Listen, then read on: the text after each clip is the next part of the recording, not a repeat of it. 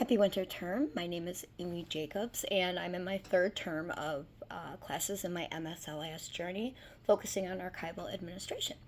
While I worked in the classroom for 16 years teaching English and literature at the college level, I have yet to have any professional experiences working within a public information institution.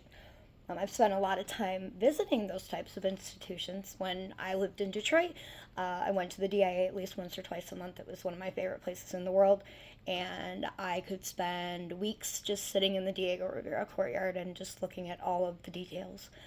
If I could get a job with any institution, it would be with the George A. Romero Foundation and the Horror Study Center associated with the University of Pittsburgh.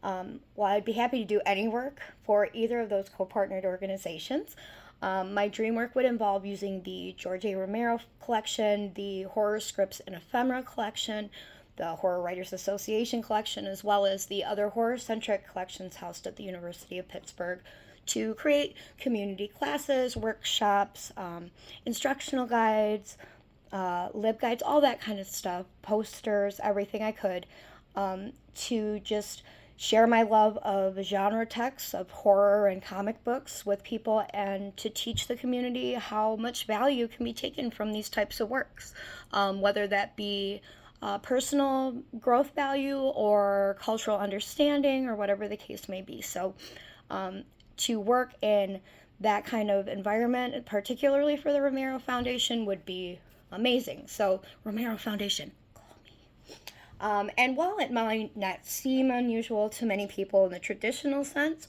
the most unusual place I visited was San Diego to present at San Diego Comic-Con in 2022. While visiting there and presenting there had been my pipe dream for like 10 years prior, I still felt completely out of my element because I'd only visited California one time before, and I had only presented one time before, and that was like 3 months prior at WonderCon in Anaheim.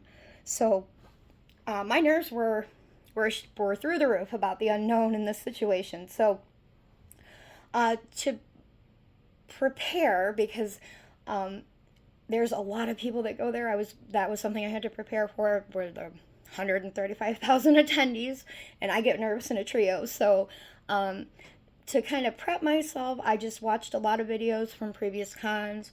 I watched a lot of videos from previous attendees and talking about their experiences, read a lot of what to expect and what you need to know.